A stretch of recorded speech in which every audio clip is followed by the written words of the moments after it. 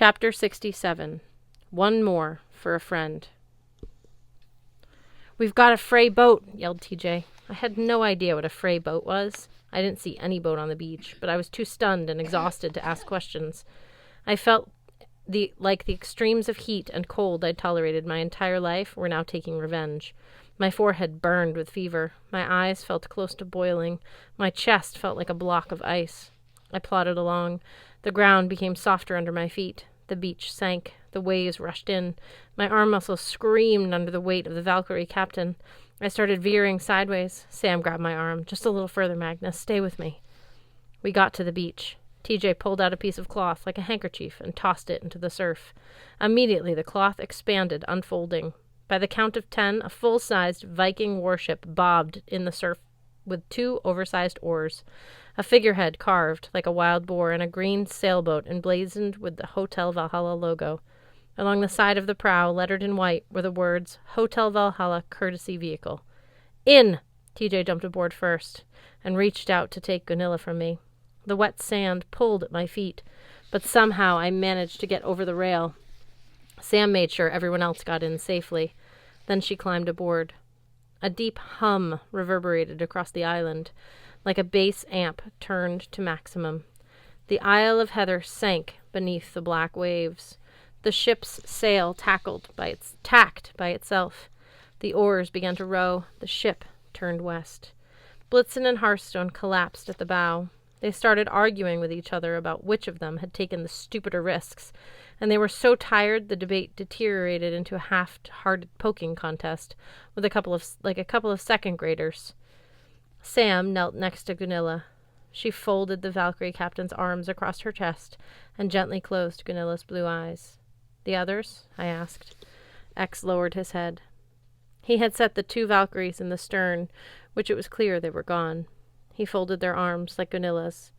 "Brave warriors." He touched their foreheads with tenderness. "I didn't know them," I said. "Margaret and Irene." Sam's voice was unsteady. "They never liked me much, but good Valkyries." "Magnus," TJ called from amidships, "we need you."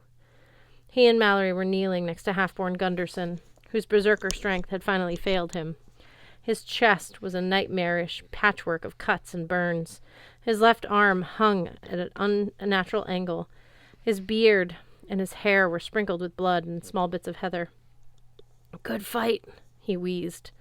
"Don't talk, you big idiot," Mallory sobbed. "How dare you get yourself hurt like this?" He grinned sheepishly.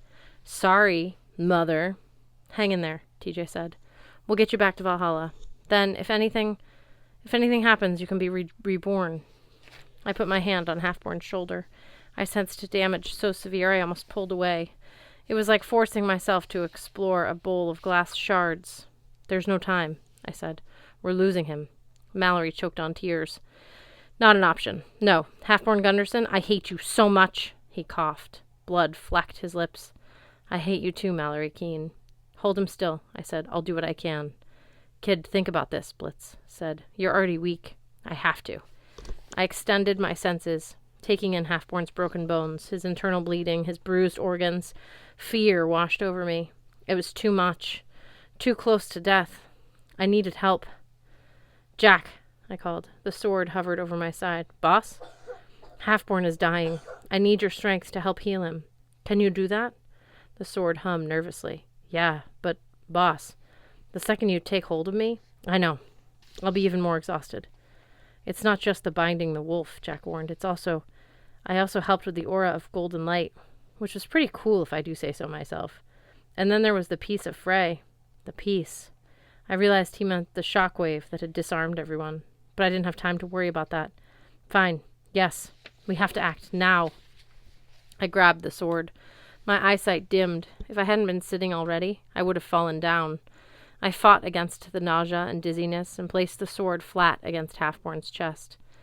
Warmth flooded over me. Light turned Halfborn's beard to red gold. I sent the last of my strength coursing through his veins, repairing damage, closing ruptures. The next thing I remember, I was lying face up on the deck, staring at a green sail rippling in the wind as my friends shook me and shouted my name. Then I was standing in a sunlit meadow on the edge of a lake, the blue sky above me. A warm breeze ruffled my hair. Somewhere behind me, a man's voice said, "Welcome."